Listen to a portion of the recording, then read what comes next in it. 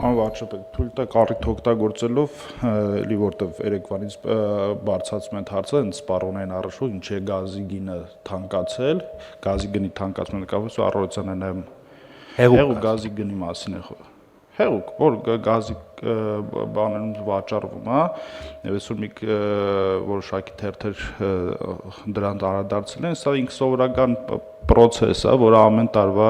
դեկտեմբերին դա տեղի է ունենում եւ որևէ արտառոց բան չկա, որովհետեւ կապել էին որոշակի հանգամանքները բենզինի գնի էժանացման հետ, որ թանկացնում է, որպեսզի դրա վաճառ կապովի,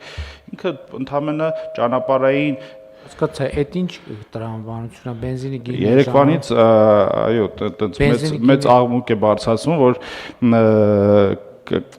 իհարկե ու այսօր դրա տարածումը շատ եղավ, մենք հստակ պարզաբանում ենք տվել, այսօր այդ առիթ օգտագործում, որ ամեն տարի Լարսը, երբ որ ճանապարհային հանգույցի խնդիր է ունենում, տրանսպորտային հանգույցները թանկանում են եւ ամեն տարի ինչ-որ նոր պատճառաբանություն է լինում, սովորական process-ը ապրիլ-մայիս ամիսին էժանա դեկտեմբեր ամսին թանկ է եւ այստեղ որևէ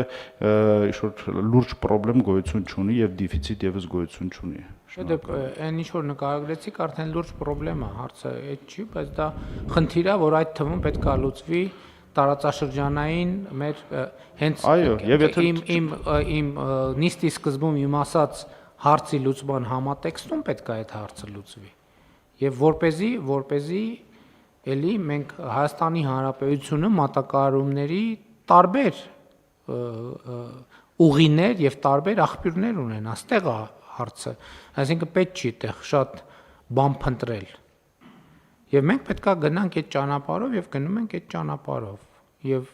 համոզված եղեք մյուս տարի դեկտեմբերին էլ այդ հարցը չի լինի, որ ասում եք ամեն տարի դեկտեմբերին կլինի,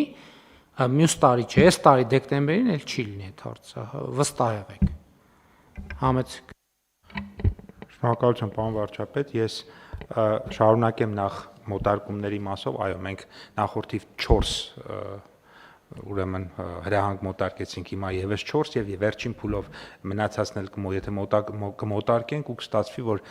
սպառողների իրավունքների պաշտպանության եւ տնտեսական մրցակցության դաշտում մեր ողջ օրենսդրությունը գերազանցապես Եվրոպական միության օրենսդրությանը մոտարկված է եւ սա շատ կարեւոր է։ Ինչ վերաբերում է տվյալ հարցին, գործարարները ինձ օրեր առաջ էլ, այսինքն մի քանի օր առաջ արդեն դրա մասին խոսում էին, որ ինչ է տեղի ունենում, սովորաբար Հայաստան հեղուկ գազ գալիս է երկու հիմնական ուղղությամբ՝ Ռուսաստանի Դաշնություն, Վերին Լարսով եւ Իրան։ Հայտնի հանգամանքներով պայմանավորված երկու ուղղություններով բարդություններ կա։ Մի դեպքում ձյան առատ տեղումներ, մեկ այլ դեպքում գիտենք։ Եվ այս պայմաններով պայմանավորված բոլոր գործարարներին մեր առաջարկը հետևյալն է եղել, որ ժամանակն է արդեն օգտվել երկաթուղային հաղորդակցությունից եւ կարծում ենք, որ առաջիկայում այդ հարցը մեկ ընդմիշտ կկարողանանք լուծել, որովհետեւ երկաթուղային հաղորդակցությունը այդպիսի խնդիրների առաջ չի կանգնում, ինչպիսին օրինակ Վերին Լարսը։ Մենք հիմա կարող ենք ասել, որ այդ ապրանքախումբը նույնպես երկաթուղով կարող է ներմուծվել Հայաստանի Հանրապետություն։ Վարչապետ, վստահաբար այո, բայց այնուամենայնիվ ստեղ քանի որ ոչ միայն տրանզիտի խնդիր է, այլ նաև առևտրի խնդիր է, որ այդ պարագայում ես կարծում եմ մոտ ժամանակներում ավելի հստակ շուկան հայտարարություն կանի, թե ինչ ձևաչափով է այդ ապրանքի մատակարարումը ալտերնատիվ ուղով գալիս եւ ինչ երկրից։ Բայց վստահեցնում եմ ձեզ, որ դա շատ հավանական է լինելու, որ շարժը տեղի ունենա երկաթգծով գնորդից մինչև վաճառող, որովհետև այնուամենայնիվ վերադառնալով թեմային, մենք իրականության մեջ տեղափոխման այն ձևը, որը այսօր կոնսենսուսով տենց աչք ենք փակում կարելի ասել, անթույլատրելի է, որովհետև ի վերջո պատկերացրեք ինչի մասին ենք խոսում, լավ Վերին Լարս եւ այլը, բայց նաեւ այն որ ճանապարհներով տեղափոխվում ավտոմեքենայով, դա լավագույն ձևաչափը չի եւ ես բազմաթիվ վերապահումներ կարող եմ ասել դրա հետ կապված։ Նկատի ունեմ որ քաղաքակիրթ ճանապարհով ես կարծում եմ մոտ ժամանակներում շուկան կադապտացվի այսօրվա իրականությանը եւ ներմուծումները իրականացվեն